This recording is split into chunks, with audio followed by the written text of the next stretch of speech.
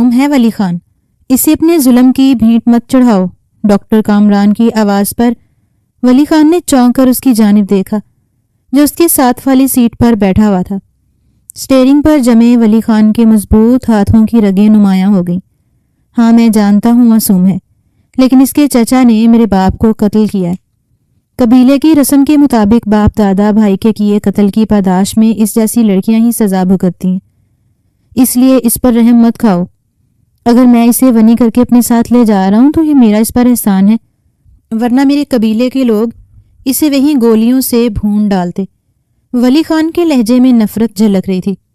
ساتھ بیٹھے ہوئے ڈاکٹر کامران نے اس کی طرف ایک افسوس بھری نگاہ ڈالی اور بیک ویومر میں پچھلی سیٹ پر خاموش اور سہمی بیٹھی ہوئی گلالئی کو دیکھا، جس کی گلابی رنگت اس کے گلابی چادر سے ہم آہنگ ہو رہی تھی۔ بڑی بڑی آنکھوں میں خوف اور وحشت تھی۔ وہ بار بار گھبرا کر ڈرائیونگ سیٹ پر بیٹھے ہوئے ولی خان کو دیکھتی، جس کی براؤن آنکھوں میں اس کے لیے کوئی جذبہ نہ تھا۔ گلالئی نے سہم کر اپنی چادر کو اپنے گرد اچھی طرح سے لپیٹ لیا۔ جیپ گاؤں کے اونچے نیچے پہاڑی راستوں سے گزرتی ہوئی ولی خان کی حویلی کی جانب بڑھ رہی تھی۔ نہیں ولی خان، میں تمہیں ایسا ہرگز نہیں سمجھتا تھا۔ تم شہر کی یونیورسٹی میں پڑھتے ہو، اعلیٰ تعلیم یافتہ ہو، اور سب سے بڑی بات تم مذہب اسلام کو مانتے ہو اور اس کا پرچار کرتے ہو۔ اس میں ایسا کچھ نہیں۔ یہ ونی، کاروکاری، اس طرح کی گھٹیا رسمیں صرف ہم لوگوں نے اپنی انا کی تسکین کے لیے بنا رکھی ہیں۔ ہم عورتوں پر ظلم کرتے ہیں۔ اگر اس کے چاچا نے تمہارے باپ کو قتل کیا ہے تو گناہ کی سزا بھی اسی کو ملنی چاہیے، نہ کہ اس معصوم لڑکی کو جس کی عمر شاید صرف 16 برس ہے۔ اپنے آپ کو دیکھو، تم 25 برس کے بھرپور نوجوان ہو اور تم نے اس معصوم لڑکی سے نکاح کر لیے، اسے ونی کر کے اپنے ساتھ حویلی لے جا رہے ہو۔ کیا ظلم کرو گے اس کے ساتھ؟ کیا تمہارا ضمیر تمہیں اس بات کی اجازت دیتا ہے؟ ڈاکٹر کامران کی آواز میں کاٹ تھی۔ ولی ایک دم جھنجلا سا گیا۔ خاموش ہو جاؤ کامران، مجھے لیکچر مت دو۔ قبائلی رسم و رواج کا نہیں پتہ؟ اگر میں اسے ونی نہ کرتا اور اسے اپنے نکاح میں نہ لیتا تو میری غیرت اور مردانگی پر سوال اٹھایا جاتا۔ تم جانتے ہو بابا جان کے قتل کے بعد اب قبیلے کا سردار میں ہوں، اور اگر میں ہی دشمنوں پر رحم کھاؤں گا تو قبیلے کے فیصلے کون کرے گا؟ تم خدا کے لیے خاموش ہو جاؤ۔ ولی خان کی جھنجلاہٹ بھری آواز پر ڈاکٹر کامران خاموش ہو گیا۔ وہ اپنے دوست کو یہ گناہ کرتے ہوئے نہیں دیکھ سکتا تھا، لیکن مجبور تھا۔ پچھلی سیٹ پر بیٹھی گلالئی کی آنکھ سے ایک آنسو ٹپکا اور اس کی چادر میں گم ہو گیا۔ اس کا دل خشک پتے کی طرح لرز رہا تھا۔ اس کے تو خواب و خیال میں بھی نہ تھا کہ چاچا نے کیا کیے۔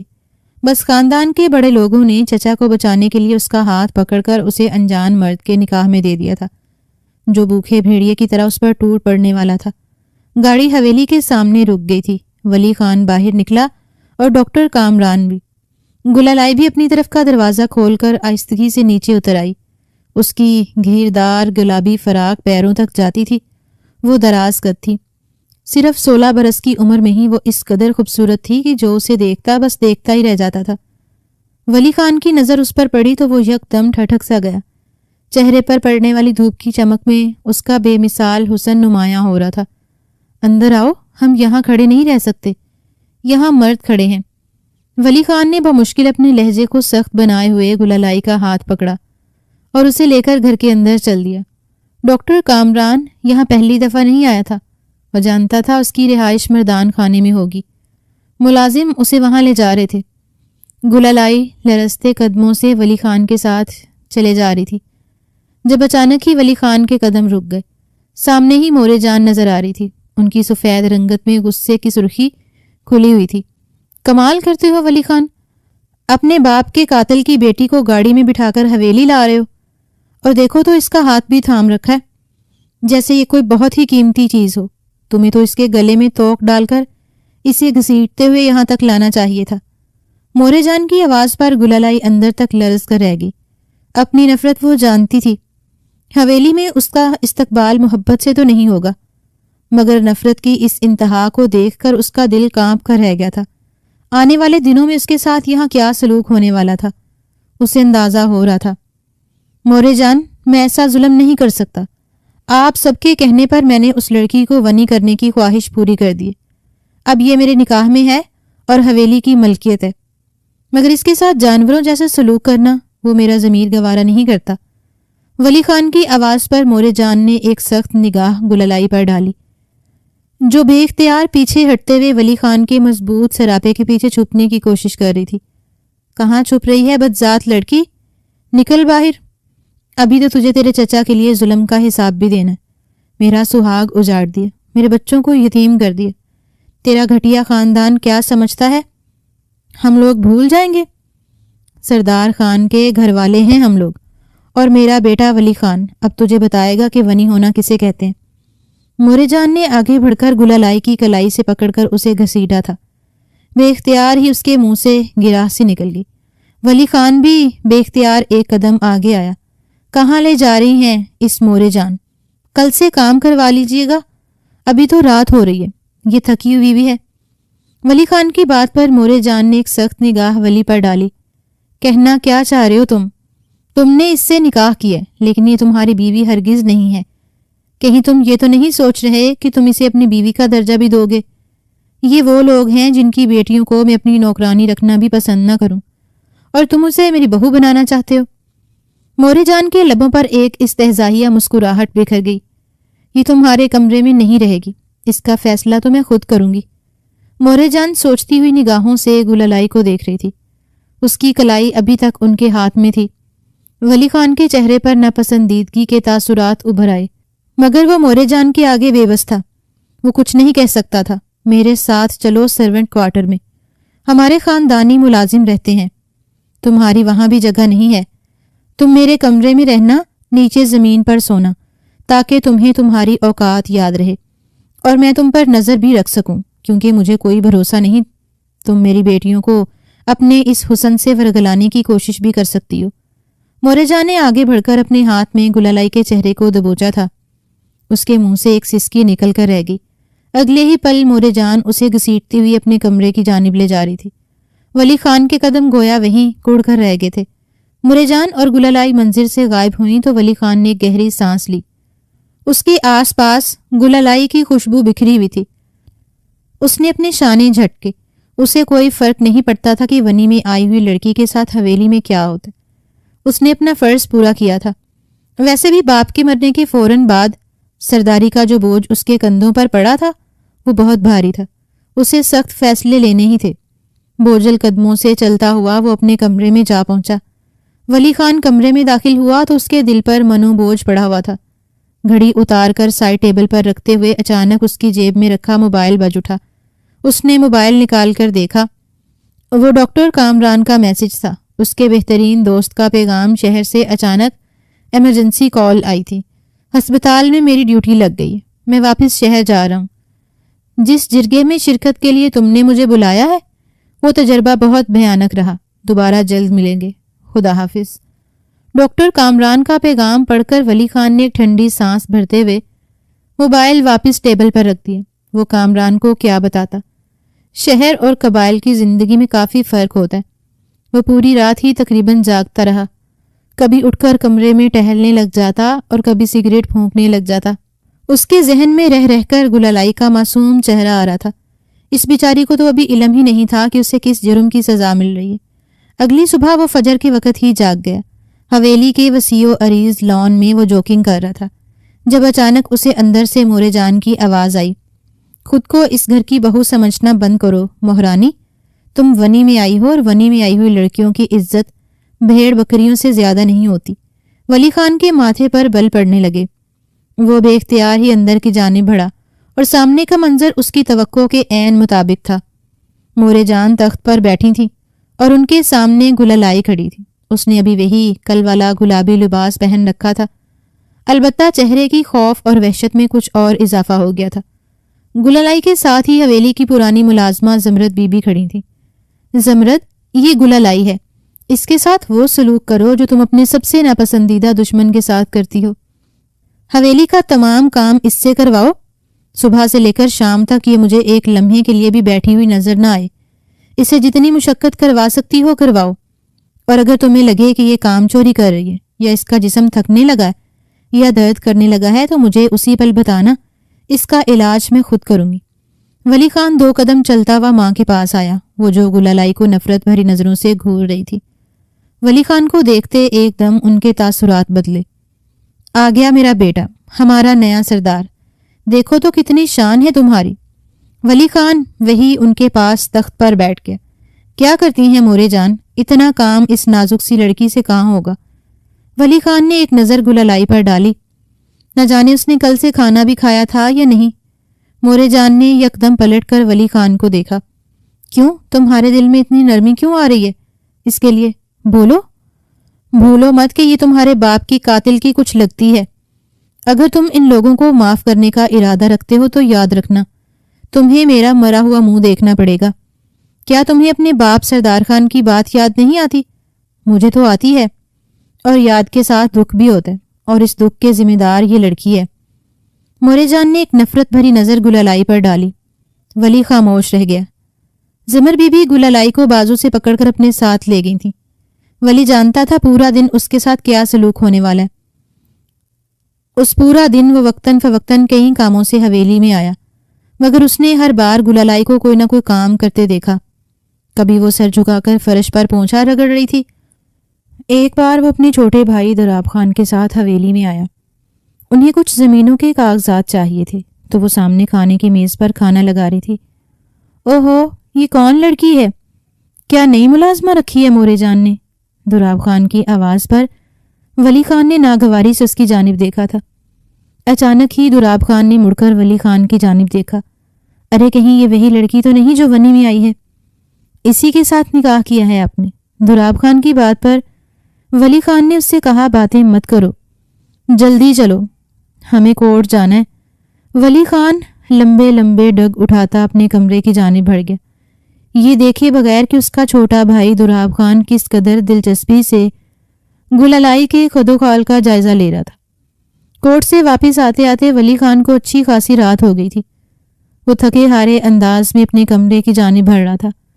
اس نے سوچا مورے جان کو خدا حافظ کہتا جائے۔ ان کے کمرے کی جانب ابھی اس نے قدم بڑھایا ہی تھا کہ اچانک وہ چونک اٹھا۔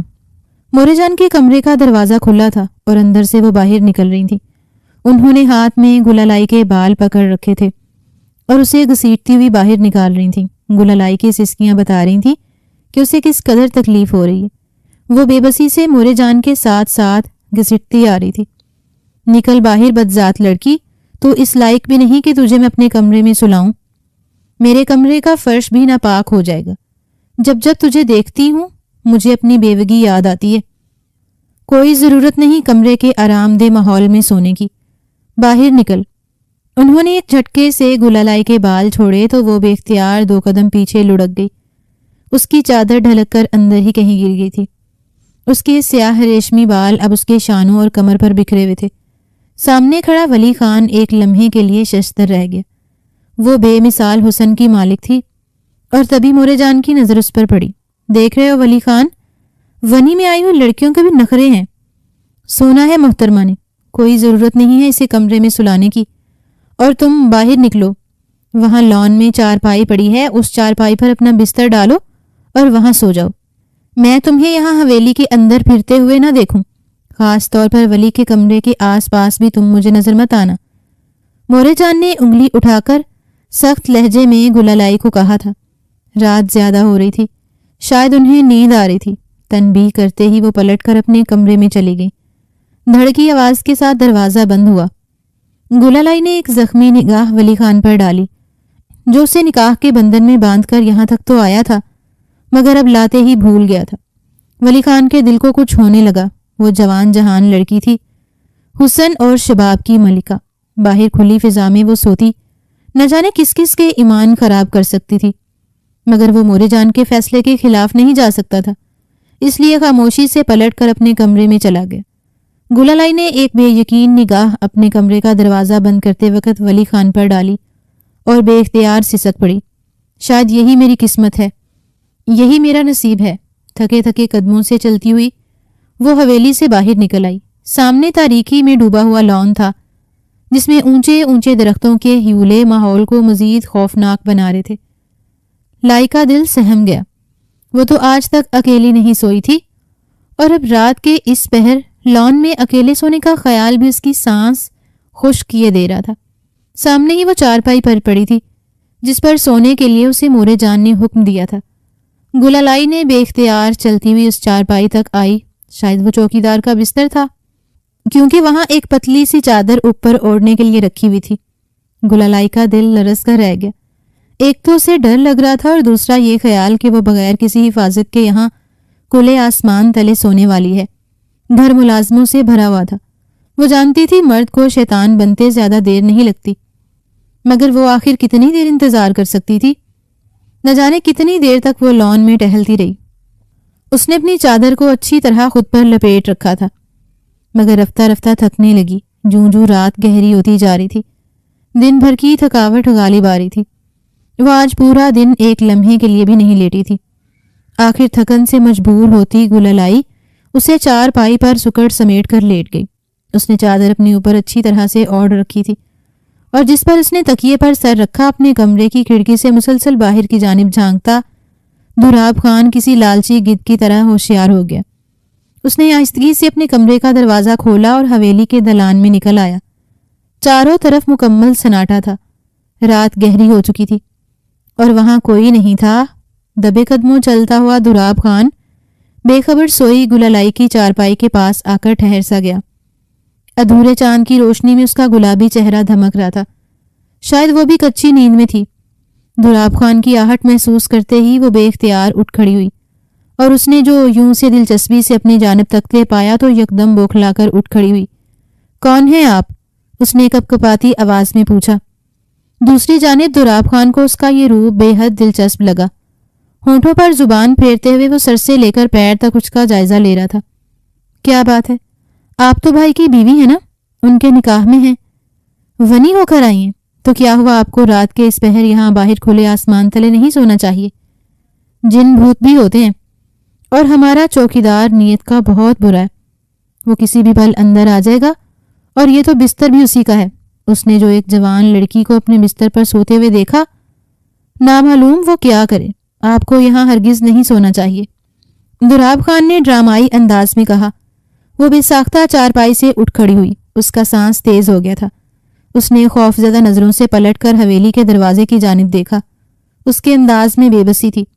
مورے جان نے مجھے کمرے سے نکال دیا ہے اور میرے پاس رہنے کے لیے کوئی کمرہ نہیں، مجھے یہیں سونا پڑے گا، اس نے دبی دبی سی آواز میں کہا۔ دھراب خان ایک قدم بڑھ کر اس کے مزید نزدیک ہوا۔ ارے تو کوئی بات نہیں، مورے جان نے نکال دیا ہے نا، رات زیادہ ہو رہی ہے، آپ ایسا کریں میرے کمرے میں جا کر سو جائیں، میں ویسے بھی کسی کام سے باہر جا رہا ہوں، صبح سے پہلے گھر نہیں لوٹوں گا، ہماری حویلی میں پرانے وقتوں کے جنات بھی رہتے ہیں۔ آخری بات اس نے گلالائی کی طرف جھکتے ہوئے کہی۔ اس کا رنگ زرد پڑ گیا۔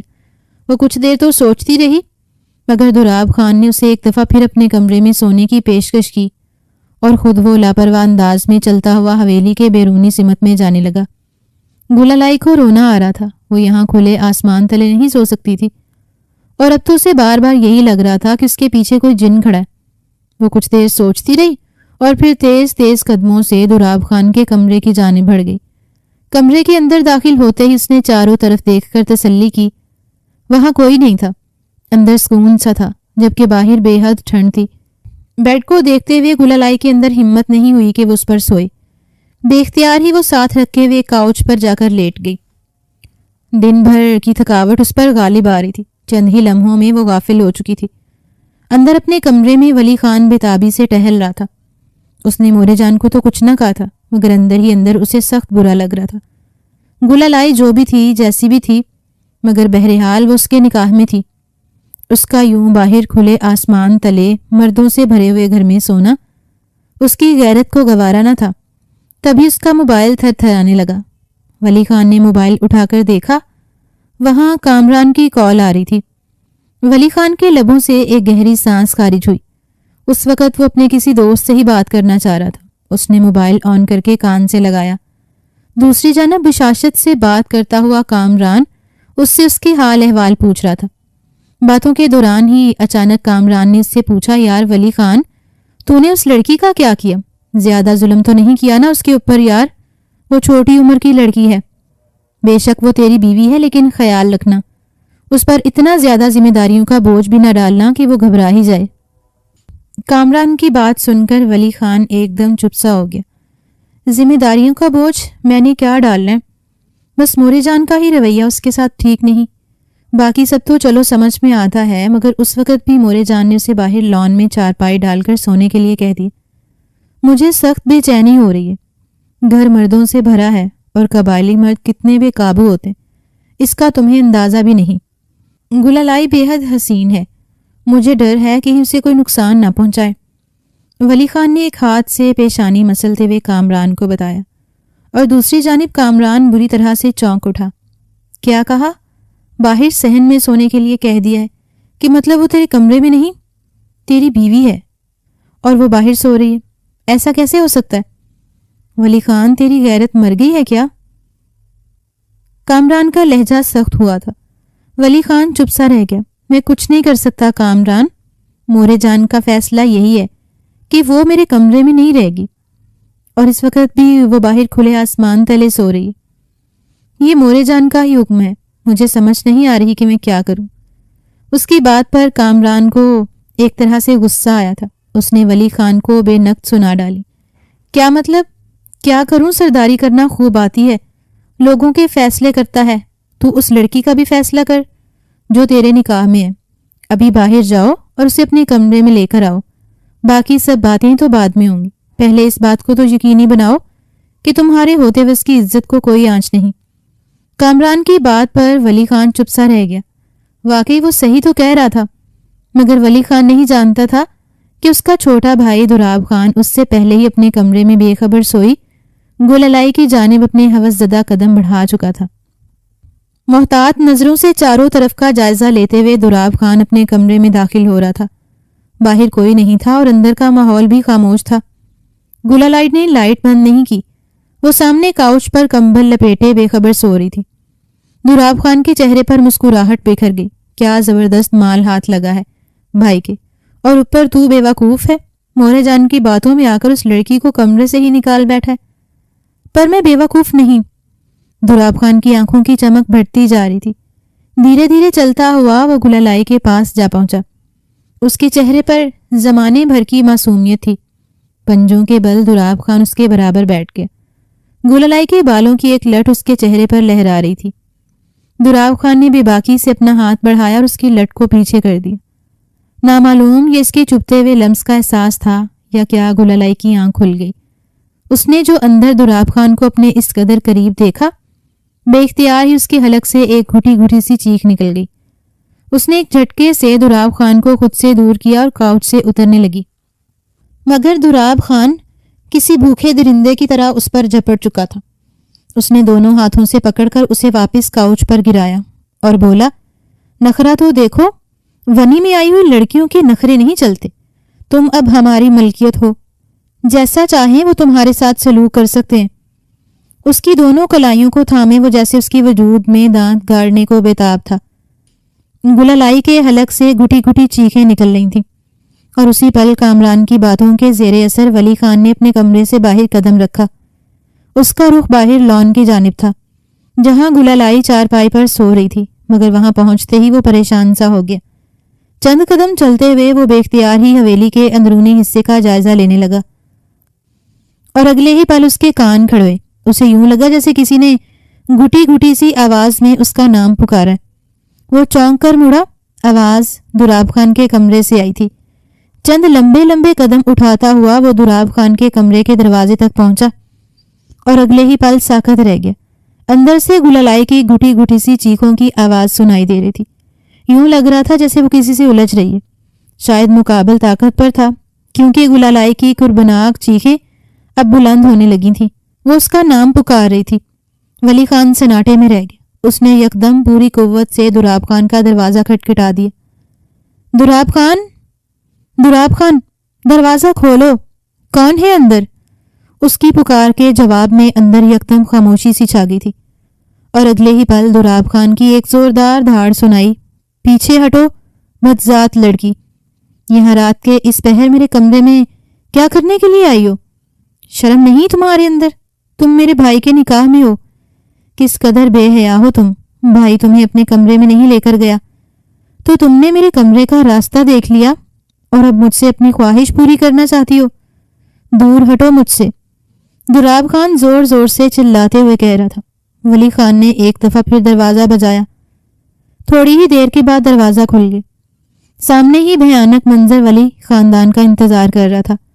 کاؤچ پر بکھری حالت میں گللائی بیٹھی تھی۔ اس کی آنکھوں سے وحشت ٹپک رہی تھی۔ ولی خان کو دیکھتے ہی وہ لپک کر اس کی جانب بڑھی، اور تبھی تو دراب خان ولی خان کے سامنے آ گیا۔ بھائی، نہ جانے یہ کیسی لڑکی ہے، کس سے شادی کر لی آپ نے؟ یہ وہاں باہر صحن میں سو رہی تھی، ابھی میں وہاں سے گزر کر اپنے کمرے میں آیا تو یہ میرے پیچھے پیچھے میرے کمرے میں آ گئی اور مجھے کہنے لگی کہ اسے دوا کی ضرورت ہے۔ میں دوا لینے کے لیے مڑا تو اچانک اس نے کمرے کا دروازہ بند کر دیا اور مجھے دعوت دینے لگی۔ اس کا کہنا ہے کہ چونکہ آپ نے اس کی ازدواجی حقوق ادا نہیں کیے تو یہ اپنے فیصلے لینے کے لیے آزاد ہے۔ اسے مجھ سے وہ سب چاہیے جو آپ نے نہیں دیا۔ بہت بری لڑکی ہے، دراب خان مکاری سے کہتا ہوا خود کو پریشان ظاہر کر رہا تھا۔ ولی خان نے ایک بے یقین نگاہ گللائی کی طرف ڈالی۔ اس کے دل میں گللائی کے لیے جو تھوڑا بہت جذبہ بیدار ہوا تھا وہ کسی مٹی کے ڈھیر کی صورت بیٹھتا چلا گیا۔ وہ یکدم آگے بڑھا۔ اس نے گللائی کا ہاتھ پکڑ لیا۔ اگر اتنی ہی مچل رہی تھی تو مجھے کہہ دیا ہوتا۔ میرے بھائی کے کمرے میں آنے کی کیا ضرورت تھی؟ چلو یہاں سے، تمہیں میں بتاتا ہوں کہ ولی خان کون ہے۔ سختی سے اس کا ہاتھ پکڑے وہ اسے گھسیٹتے ہوئے اپنے کمرے میں لے جا رہا تھا۔ اپنے کمرے کا دروازہ کھول کے اس نے گللائی کو ایک ہاتھ سے اندر دھکیلا اور اندر داخل ہو کے دروازہ بند کر لیا۔ گللائی بری طرح سے سسک اٹھی، مگر ولی خان کے چہرے پر اتنا غصہ تھا کہ اس کے اندر اتنی ہمت بھی نہ تھی کہ وہ ایک لفظ بھی اس سے کہہ پاتی۔ کیا سمجھتا تھا میں تمہیں، اور تم کیا نکلی؟ معصوم صورت کے پیچھے کس قدر گھٹیا سوچ ہے تمہاری۔ شرم آ رہی ہے مجھے اپنے آپ پر کہ میں تمہارے ساتھ ہمدردی کر بیٹھا۔ دراصل مجھے تمہارے ساتھ وہی رویہ اپنانا چاہیے تھا جو ونی میں آئی ہوئی لڑکیوں کے ساتھ اپنایا جاتا ہے۔ بے چینی سے کمرے میں ادھر ادھر ٹہلتے ہوئے ولی خان مسلسل بڑبڑا رہا تھا۔ میرا یقین کریں ولی خان، اس نے مجھے خود اپنے کمرے میں سونے کے لیے کہا تھا۔ گللائی نے یکدم آگے بڑھ کر اس کے پیر پکڑ لیے۔ وہ سسک اٹھی تھی۔ اس نے روتے ہوئے ولی خان کو وضاحت دینے کی کوشش کی تو ولی خان یکدم دھاڑ کر پلٹا۔ میں تمہیں بچہ نظر آتا ہوں جو تمہاری اس قسم کی بچکانہ بات پر بہل جاؤں گا؟ گللائی کو اندازہ ہو گیا تھا کہ اس کی کوئی وضاحت ولی خان کے دل پر اثر نہیں کرنے والی۔ وہ جہاں کھڑی تھی وہیں روتے ہوئے نیچے زمین پر بیٹھ گئی۔ اس کی برداشت ختم ہو رہی تھی۔ سارا دن اس کے ساتھ جانور والا سلوک کیا گیا تھا اور اب آدھی رات بیت چکی تھی۔ اسے سکون کا ایک پل نصیب نہیں ہوا تھا۔ گللائی کو اس طرح ہار مانتے دیکھ کر غصے میں بھڑکتا ہوا ولی خان یکدم جیسے ٹھنڈا پڑ گیا۔ کچھ دیر وہ خود کو کنٹرول کرنے کی کوشش کرتا رہا اور پھر ایک دم گللائی کے پاس آیا۔ سچ بتاؤ، کیا تمہیں واقعی میرے کمرے میں آنا تھا؟ اگر ایسی بات ہے تو تم مجھے خود بھی کہہ سکتی تھی۔ تمہیں دراب کے پاس جانے کی کیا ضرورت تھی؟ اس کے لہجے میں شک تھا۔ گللائی نے تڑپ کر نظر اٹھائی تو ولی خان ساکت رہ گیا۔ اس کی بڑی بڑی آنکھوں میں آنسو جمع تھے۔ گللائی نے کوئی جواب نہ دیا۔ کچھ دیر ولی خان اسے دیکھتا رہا اور پھر جیسے اچانک اسے کچھ خیال سا آیا۔ اس کے چہرے پر ناگواری سی امڑ آئی۔ وہ کہنے لگا، کیا تمہیں سارا دن نہانے کا وقت نہیں ملا؟ اس قدر بو آ رہی ہے تم سے پسینے کی، مٹی کی، کچن کے مسالوں کی۔ اٹھو، جا کر نہا کر آؤ اور کپڑے بھی بدلو۔ بے شک تم سزا کے طور پر یہاں آئی ہو، مگر مجھے گندگی سے سخت وحشت ہوتی ہے۔ کوشش کرنا کہ میرے سامنے اپنا حلیہ درست رکھا کرو۔ وہ پلٹ گیا تھا۔ گللائی شرمندہ سی ہوتی ہوئی اٹھ کھڑی ہوئی۔ تھوڑی دیر بعد ولی خان پلٹا تو وہ ابھی تک وہیں کھڑی تھی۔ کیا ہوا؟ واش روم اس طرف ہے، نہانے جاؤ۔ ولی خان نے اشارہ کیا تو وہ گڑبڑا سی گئی۔ مگر میں کون سے کپڑے پہنوں؟ میرے پاس تو کوئی کپڑے نہیں ہیں۔ آپ نے مجھے جرگے سے گھر کب جانے دیا تھا؟ گللائی کی بات پر ولی خان ایک لمحے کے لیے ساکت رہ گیا۔ اسے یاد آیا تو اس نے گللائی کو اپنی ماں تک سے ملنے نہیں دیا تھا۔ وہ چند لمحے سوچتا رہا اور پھر سخت لہجے میں بولا، یہ میری الماری میں میرے کپڑوں میں سے جو بھی تمہیں پورا آتا ہے وہ پہن لو، مگر خدا کے لیے اپنے حلیے کو تبدیل کرو۔ وحشت ہو رہی ہے تمہیں دیکھ کر۔ ولی خان کی بات پر گللائی نے ایک ٹھنڈی سانس لی اور دھیرے دھیرے چلتی اس کی الماری تک آئی۔ اندر سارے ہی مردانہ کپڑے تھے، شلوار قمیض اور کرتے۔ گللائی کو ٹخنوں تک آ سکتے تھے۔ ولی خان کا قد اچھا خاصا تھا۔ گلالائی نے شرٹ والا حصہ کھولا، وہاں اس کی ترتیب سے کئی شرٹیں ٹنگی ہوئی تھیں۔ گلالائی نے بے دلی سے سفید رنگ کی ایک شرٹ باہر نکال لی، ساتھ ہی اس کی پینٹس بھی رکھی ہوئی تھیں۔ اندازے سے ہی گلالائی نے اس کی ایک پینٹ اٹھائی اور واش روم میں گھس گئی۔ ولی خان ٹہل ٹہل کر تھک گیا تو نڈھال انداز میں اپنے بستر سے ٹیک لگا کر بیٹھ گیا۔ وہ اپنے جذبات سے خود پریشان تھا۔ ایک پل کے لیے اس کا دل گلالائی کے لیے موم ہوتا تو اگلے ہی پل اسے اس سے شدید نفرت سی محسوس ہونے لگتی۔ اسے اپنے باپ کا قتل یاد آتا، مگر گلالائی کے ساتھ ہونے والا غلط رویہ اس کے ضمیر پر بوجھ بڑھاتا جا رہا تھا۔ واش روم کا دروازہ کھلا اور گیلے بال شانوں اور کمر پر بکھیرے گلالائی باہر نکلی۔ ولی خان نے ایک سرسری نگاہ ڈالی اور اس کے بعد اس کی نظر پلٹنا ہی بھول گئی۔ وہ بے ساختہ سیدھا ہو کر بیٹھ گیا۔ سفید رنگ کی ڈھیلی ڈھالی سی شرٹ میں گلالائی نے آستینیں کوہنیوں تک فولڈ کر لی تھیں، کیونکہ شرٹ اس کے نام کی نہ تھی۔ پینٹ اسے کھلی تھی، مگر اس نے کھینچ کھینچ کر اسے پہن ہی لیا تھا۔ ٹخنوں سے فولڈ کر کے اس وقت وہ قابل قبول حلیے میں باہر نکل رہی تھی، مگر یہ تو کوئی ولی خان سے پوچھتا کہ گلالائی اس وقت ان بے ناپ کے کپڑوں میں کیسی لگ رہی تھی۔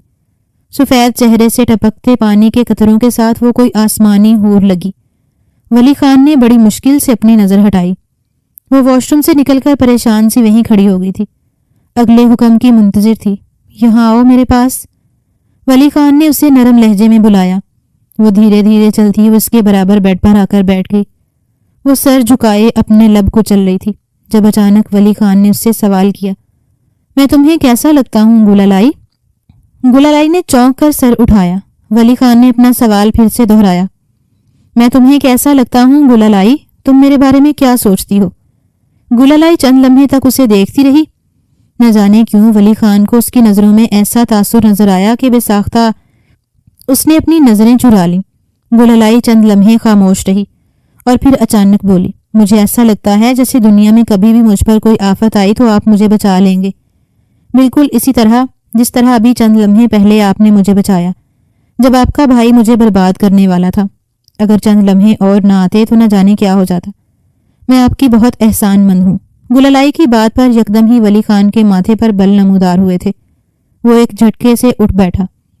اسے سامنے بیٹھی ہوئی گلالائی سے بیزاری سی محسوس ہوئی۔ تمہیں شرم آنی چاہیے۔ ایک تو چند لمحے پہلے تم نے میرے چھوٹے بھائی پر جھوٹا الزام لگایا اور اب مجھے دوبارہ سے اسی لمحے کی یاد دلا رہی ہو۔ یاد رکھنا تم ایک ناقابل بھروسہ لڑکی ہو۔ تم ونی میں آئی ہو اور تمہاری بات کی کوئی اہمیت نہیں۔ میرا بھائی میرا سگا اور خونی رشتہ ہے، مجھے اس کی بات پر زیادہ اعتبار ہے، اس لیے آئندہ مجھے میرے بھائی کے خلاف بھڑکانے کی کوشش مت کرنا۔ انگلی اٹھا کر وہ اسے تنبیہ کر رہا تھا۔ گلالائی کی آنکھوں میں پانی بھرنے لگا۔ اس نے سر اٹھا کر ولی خان کو دیکھا۔ اس کے حسن کی تاب لانا مشکل تھا۔ ولی خان کا غصہ جھاگ کی طرح بیٹھنے لگا۔ وہ کچھ چند لمحے تک خود پر قابو پاتا رہا اور بے اختیار بیڈ پر اس کے ساتھ بیٹھ گیا۔ اس بار ان دونوں کا فاصلہ نہ ہونے کے برابر تھا۔ لمحہ لمحہ رات بھیگتی جا رہی تھی اور جب صبح کا اجالا پھیلنے لگا تب ولی خان کے کمرے کا دروازہ زوردار انداز میں بجایا گیا۔ ولی خان کے اٹھنے سے پہلے ہی گلالائی ہڑبڑا کر اٹھ بیٹھی تھی۔ اس نے جو اپنے آپ کو بیڈ پر ولی خان کے مقابل سوتے پایا تو اس کے پیروں تلے سے زمین ہی نکل گئی۔ وہ بے اختیار ہی بیڈ سے نیچے اتر آئی۔ ولی خان بھی آنکھیں مسلتا ہوا اٹھ رہا تھا۔ آج اسے کافی دیر ہو گئی تھی۔ اس نے اٹھ کر دروازہ کھولا تو سامنے ہی مورے جان کھڑی تھی، مگر ان کے چہرے کے تاثرات ایسے تھے جیسے ابھی ہر چیز تہس نہس کر دیں گی۔ ولی خان کے پیچھے کھڑی گل لالا کے قدموں تلے سے زمین نکل گئی۔ مورے جان استہزائیہ انداز میں ولی خان کو دیکھتے ہوئے کہہ رہی تھی، بہت خوب ولی خان، اب تمہارے نزدیک میرے حکم کی بھی کوئی اہمیت نہیں رہی۔ یہ چٹانک بھر کی لڑکی جس نے پہلے مجھ سے میرا شوہر چھینا اور اب مجھ سے میرا بیٹا چھین رہی ہے، یہ تمہارے لیے مجھ سے اور میرے حکم سے بڑھ کر ہو گئی ہے۔ تم اس کی باتوں میں آ گئے، زیادہ دیر خود پر قابو نہیں رکھ سکے نا، لے آئے اسے اپنے کمرے میں۔ حالانکہ میں نے تمہیں کہا بھی تھا کہ اس لڑکی کو اس کی اوقات میں رکھنا، یہ کمروں میں ٹھہرانے کے لیے نہیں آئی اس حویلی میں، مگر تم نے میری بات نہ مان کر یہ ثابت کیا ہے کہ تم اس کے حسن کے آگے ریت چکے ہو۔ مورے جان کا لہجہ اس قدر تحقیر آمیز تھا کہ ولی خان کو خود پر شرمندگی سی ہونے لگی۔ کل رات کے لمحات اس کی آنکھوں کے سامنے سے گزرے تو وہ بے ساختہ پشیمان سا ہو گیا۔ مورے جان، اس کا باہر صحن میں سونا ٹھیک نہیں تھا، بس اسی لیے میں اسے اپنے کمرے میں لے آیا۔ ولی خان نے کچھ کہنے کی کوشش کی مگر مورے جان نے ہاتھ اٹھا کر اسے کچھ کہنے سے روک دیا۔ انہوں نے اسے دائیں طرف دھکیلا اور اندر داخل ہو گئی۔ گلالائی سرتا پیر لرز رہی تھی۔ مورے جان نے آگے بڑھ کر اس کی کلائی تھامی اور اسے گھسیٹتی ہوئی کمرے سے باہر لے آئیں۔ آج کی رات تو تم نے ولی خان کے کمرے میں گزار لیے، لیکن اب بھول جاؤ کہ تم یہاں بھٹک بھی سکو گی۔ آج سے تمہیں بالکل وہی کچھ ملے گا جو تمہاری اوقات ہے، سارا دن حویلی کے کام کرنا اور جانوروں والی کوٹری میں جا کر سو رہنا، بس یہی تمہارا نصیب ہے۔ مورے جان نے سر سے لے کر پیر تک گلالائی کو کھا جانے والی نظروں سے گھورا تھا۔ اس نے ابھی بھی وہی رات والی پینٹ شرٹ پہن رکھی تھی۔ مورے جان کی نظر میں اس کے لیے اتنی نفرت تھی کہ وہ شرمندہ سی ہو کر رہ گئی۔ لباس تبدیل کرو، ملازمہ سے لے کر کوئی لباس پہنو اور کچن میں جا کر کھانا بناؤ۔ مورے جان نے حکم دیا تو شرمندہ سی گلالائی ملازموں کے کوارٹر کی جانب چل دی۔ تھوڑی ہی دیر کے بعد وہ ایک مانگی ہوئی شلوار قمیض پہنے گھر کے کام کاج کرتی ہوئی نظر آ رہی تھی۔ ولی خان تو قبیلے کے کام دیکھنے کے لیے نکل پڑا، مگر دراب خان کسی زخمی سانپ کی طرح بل کھا رہا تھا۔ اس سے رات والے مناظر بخوبی یاد تھے، بس چند لمحے اور اگر ولی خان نہ آتا تو کیا جاتا تھا، مگر اس نے فیصلہ کر لیا تھا کہ وہ اپنی تحقیر برداشت نہیں کرے گا۔ دن بھر حویلی کے کام کاج کر کے رات گئے گلالائی کو نیند میں آ گہرا تو اسے اپنے سونے کی فکر ہوئی۔ رات گہری ہو رہی تھی۔ جانور والے باڑے کے ساتھ ایک چھوٹی سی کوٹھڑی میں زمرد بی بی نے اسے بستر ڈال دیا تھا۔ بڑی مالکن کا کہنا ہے کہ تم یہیں پر رات گزارو گی، اس لیے یہاں سو جاؤ، اس سے کہا تو گلالائی سکڑی سمٹی وہیں چارے سے بھری کوٹھڑی میں ایک طرف بیٹھ گئی۔ وہ رات گلالائی نے سوئی جاگی سی کیفیت میں گزاری۔ اس کی قسمت اچھی تھی کہ دراب خان کو اچانک کسی کام سے شہر جانا پڑ گیا، اور ولی خان، وہ تو اس سے یوں لا تعلق ہو گیا تھا جیسے وہ بھول ہی گیا ہو کہ گلالائی نام کی کسی لڑکی کو وہ اپنے نام پر اس حویلی میں لے آیا تھا۔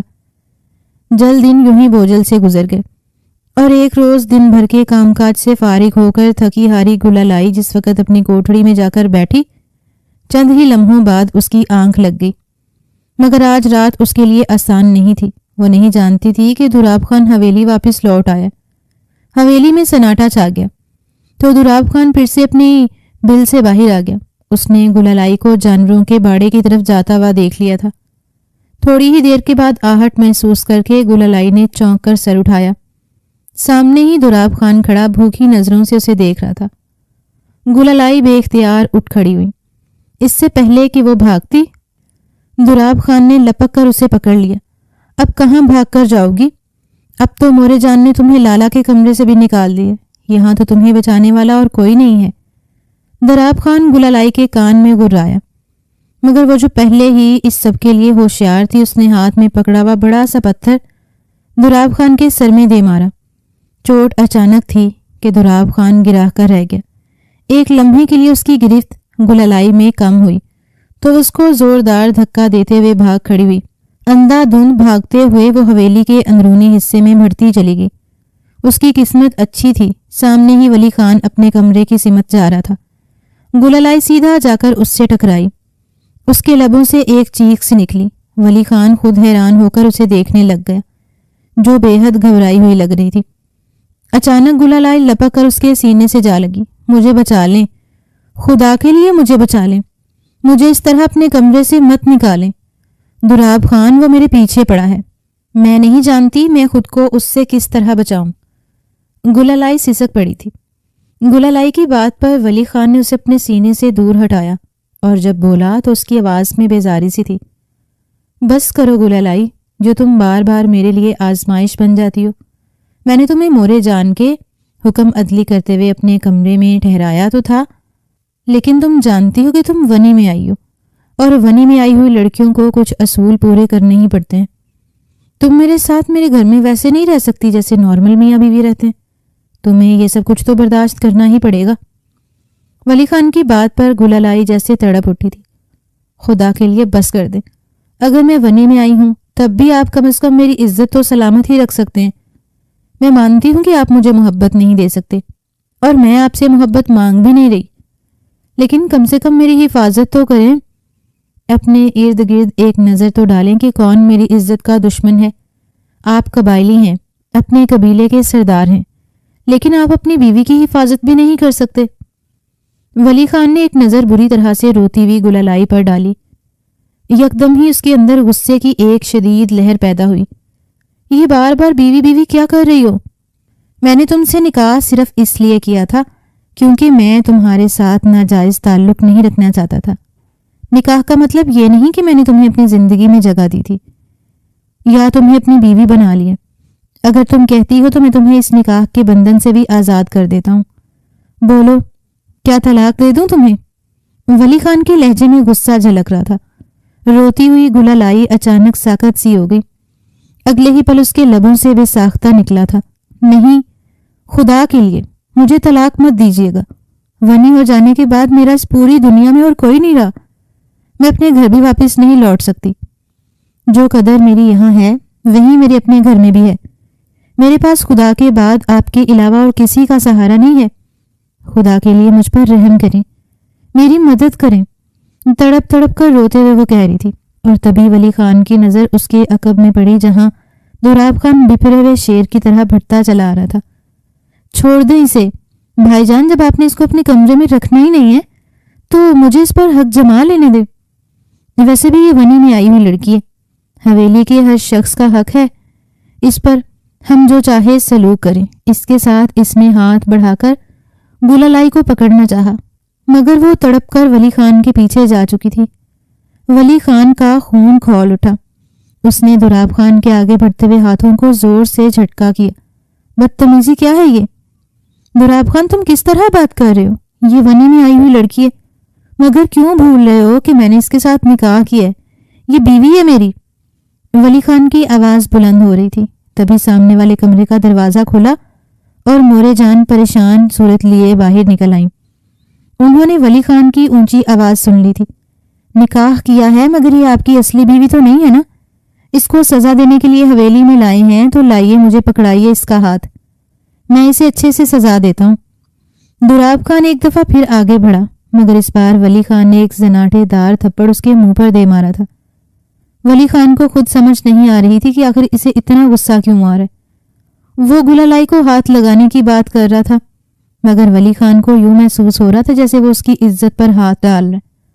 اگر تم نے دوبارہ گلالائی کا نام بھی اس طرح لیا تو میں تمہاری زبان کھینچ لوں گا، سمجھے؟ چھوٹے بھائی ہو اسی لیے تمہاری جان بخش رہا ہوں۔ گلالائی میری بیوی ہے، نکاح کیا ہے میں نے اس سے، اور ولی خان کی غیرت اتنی سستی نہیں ہے کہ ہر کوئی اٹھ کر اس پر منہ مارنے کی کوشش کرے۔ انگلی اٹھا کر دوراب خان کی آنکھوں میں جھانکتے ہوئے ولی خان نے اسے تنبیہ کی تھی۔ وہ گال پر ہاتھ رکھے ولی خان کو دیکھتا رہ گیا۔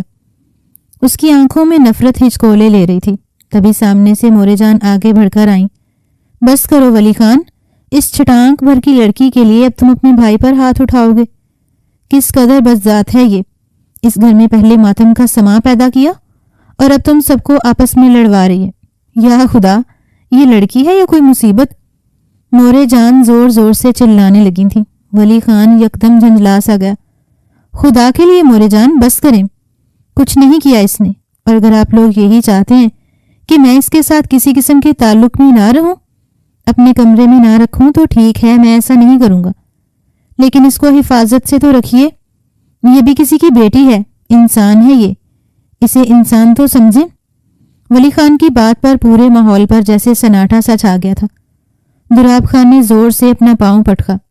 دیکھ لیا مورے جان، آخر اس لڑکی نے بھائی پر اپنے حسن کا جادو چلا دیا، اور یہ بھول گئے ہیں کہ سرداری کس طرح کرنی ہے۔ اس سے بہتر تو یہ ہے کہ پگڑی ان کے سر سے اتار کر میرے سر پر رکھ دی جائے، کم سے کم میں مردوں کی طرح فیصلے تو لے سکتا ہوں۔ نفرت سے زمین پر تھوکتے ہوئے دوراب خان باہر نکلتا چلا گیا۔ ولی خان ساکت رہ گیا۔ مورے جان ایک بھی لفظ کہے بغیر واپس اپنے کمرے کی جانب بڑھ گئی تھی۔ ولی خان چند لمحے تک سمجھنے کی کوشش کرتا رہا کہ کیا ہو گیا، مگر چیزیں اس کے ہاتھ سے نکلتی جا رہی تھیں۔ وہ پلٹا، پیچھے ہی گلالائی سہمی ہوئی کھڑی تھی، اس کی آنکھوں میں جیسے کئی سوال حل کورے لے رہے تھے۔ ولی خان نے ایک ٹھنڈی سانس لی۔ وہ اس لڑکی کو اب نہیں چھوڑ سکتا تھا، یہ بات تو طے تھی۔ اس نے ہاتھ بڑھا کر گلالائی کی کلائی تھامی اور اسے لے کر اپنے کمرے کی جانب بڑھتا چلا گیا۔ کمرے میں داخل ہو کر اس نے گلالائی کو اپنے سامنے بٹھایا اور تبھی اس کی نظر گلالائی کی کلائی پر پڑی۔ وہاں دولاب خان کے ہاتھوں کے شکنجے کا سرخ نشان واضح ہو رہا تھا۔ ولی خان نے نظریں چرا لیں۔ دیکھو گلالائی، میں نہیں جانتا تمہارے ساتھ یہ سب سلوک کب ہوتا رہے، مگر میں اسے نہیں روک سکتا۔ یہ سچ ہے کہ تمہیں ونی کر کے یہاں لانے کا مقصد یہی تھا کہ تمہارے چچا سے اپنے باپ کے قتل کا بدلہ لے سکوں، مگر میں نہیں جانتا، اب تمہاری محبت نے میرے دل میں جگہ بنا لی ہے، شاید میرا ضمیر یہ گوارا ہی نہیں کرتا کہ میں ایک نہتی لڑکی پر وہ ظلم کروں جس کی وہ حقدار نہیں۔ ولی خان نے کہا، اس کے لہجے پہ تھکن غالب آ رہی تھی۔ بے اختیار ہی وہ پیچھے لیٹ گیا۔